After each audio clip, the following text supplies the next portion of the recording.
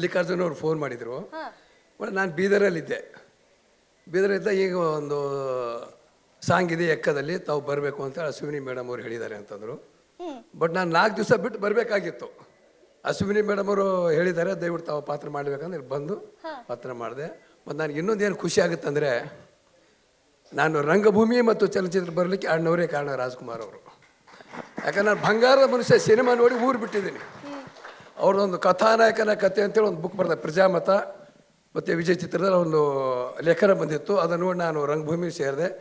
ಆಮೇಲೆ ತಾಯಿಗೆ ತಕ್ಕ ಮಗ ಶೂಟಿಂಗ್ ಇದ್ದಾಗ ಹೋಗಿ ಮಡ್ರಾಸಿಗೆ ಹೋಗಿ ಅಣ್ಣವ್ರನ್ನ ಭೇಟಿ ಮಾಡಿದೆ. ಭೇಟಿ ಮಾಡಿದಾಗ ಹೇಳಿದೆ, ನಾನು ಇಲ್ಲಿ ಬೀದರ್ ಅಂದ್ರೆ ಗುರುತು ಇಡ್ತೇವೆ ಅಣ್ಣವ್ರು ಅಂತೇಳಿ ನಾನು ಬೆಂಗಳೂರು ಅಂದೆ. ಸರಿ ಏನು ಮಾಡ್ತೀರಾ ತಾವು? ಅಣ್ಣ ನಿಮ್ಮ ಮನೆಯಲ್ಲಿ ನಾನು ಕೆಲಸ ಮಾಡಬೇಕು ಅಂದೆ. ಕೆಲಸ ಮಾಡ್ತೀರಾ? ನಿಮ್ಮ ಕಾರ್ ಓಡ್ಸೋಕೆ ಬರುತ್ತಾ ಅಂದರು. ಇಲ್ಲ ಅಣ್ಣ, ಕಾರ್ ಓಡ್ಸೋಕೆ ಬರೋಲ್ಲ. ಮತ್ತು ಏನು ಕೆಲಸ ಮಾಡ್ತಾ? ಅಣ್ಣ ನಾನು ರಂಗಭೂಮಿಯಲ್ಲಿ ಪಾತ್ರ ಮಾಡ್ತೀನಿ.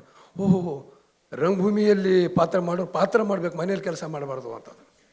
ಆಮೇಲೆ ಅಣ್ಣ ಒಂದು ಚಾನ್ಸ್ ಅಂದ್ರೆ, ತಾಯಿಗೆ ತಕ್ಕ ಮಗ ಶೂಟಿಂಗ್ ನಡೀತದೆ, ಕಂಠೀರವ ಸ್ಟುಡಿಯೋಗೆ ಬನ್ನಿ ಅಂದರು. ಇಲ್ಲಿ ಬಂದೆ. ಕಂಠೀರವ ಸ್ಟುಡಿಯೋ ನನಗೆ ಸಿಗಲಿಲ್ಲ. ಆಮೇಲೆ ಅದಿರುತ್ತೆ ಹಂಗೆ ಮತ್ತೆ ಮಧ್ಯೆ ಗ್ಯಾಪ್ ಆಗೋಯ್ತು. ತದನಂತರ ನಾನು ಅಣ್ಣವ್ರ ಜೊತೆ ಒಂದು ಭಾಗ್ಯದ ಲಕ್ಷ್ಮಿ ಬಾರಮ್ಮದಲ್ಲಿ ಒಂದು ಚಿಕ್ಕ ಪಾತ್ರ ಮಾಡಿದೆ. ಆ ನಂತರ ಶಿವಣ್ಣವ್ರ ಜೊತೆ ಒಂದು 8-10 ಸಿನಿಮಾ ಮಾಡಿದೆ. ಆಮೇಲೆ ರಾಘವೇಂದ್ರ ರಾಜ್ಕುಮಾರ್ ಜೊತೆ ಸ್ವಸ್ತಿಕ್ ಮಾಡಿದೆ. ಮತ್ತು ಪುನೀತ್ ಸರ್ ಜೊತೆ ಒಂದು 3-4 ಮಾಡಿದೆ. ಈಗ ನೋಡಿ, ಈಗ ನಾನು 3ನೇ ತಲೆಮಾರು ಜೊತೆ ನಾನು ಕೆಲಸ ಮಾಡಿ ನಾನು ಸುದೈವ ಅಂತ ನಾನು ಅನ್ಸ್ಕೊತೀನಿ.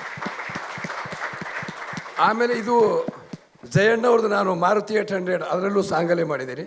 ಇದರಲ್ಲೂ ಸಾಂಗಲೆ ಕೊಟ್ಟಿದ್ದಾರೆ. ನೆಕ್ಸ್ಟ್ ಪಾತ್ರ ಕೊಡಲೇಬೇಕು ನೀವು ಅಷ್ಟೇ. ಹೌದು, ಆಯಿತು.